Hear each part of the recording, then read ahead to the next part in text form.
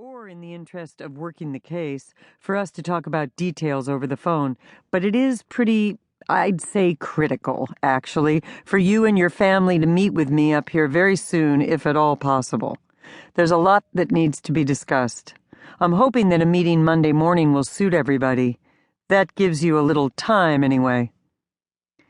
Mary Byrd felt the belligerent asshole rising up in her. There was something else about the voice. Slick? What, it's been 30 years and now there's this big hurry? There was a reproving pause, and the detective said, "Yes, exactly. I can apologize till the cows come home for this intrusion. I know this is difficult and unpleasant for all of you, but this is what I do here, try to solve cold cases. These developments have just come up. I would think that you'd want to know and to cooperate. Let's get this resolved once and for all and put this guy away forever so no one else gets hurt." The guilt card. She wondered how many others had already been hurt over all these years. "Okay, I get it. Have you talked to my mother and brothers?" "They're willing. Your mother was certain you'd want to be involved." Why had her mother said that? Oh, she was overthinking. It was just her mom's normal bossiness, nothing else. But why hadn't she called to let her know? "Okay," Mary Byrd repeated. "I'll see what I can do." "Thank you, Mrs. Thornton," the detective said. "I don't think you'll be sorry to be here. I hope that this will mean some closure for your family." I will be sorry, she thought, and what the fuck is closure?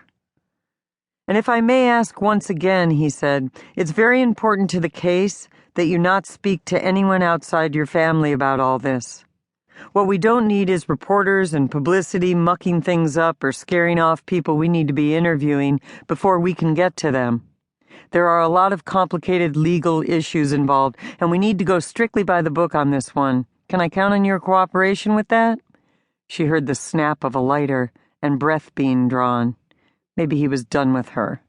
"Yes," she lied, knowing she would discuss this grim turn of events with her friend Man, or Lucy if she could find her, and her husband, Charles. But no problem about not talking to anyone else. It was all so unspeakable and always had been. But why did he care? Cold and shaky and guilty. A super-gravitational weight settled on her like a tractor tire and made her want to gimp up right there on the kitchen floor, feetally curled and impervious like one of her napping cats.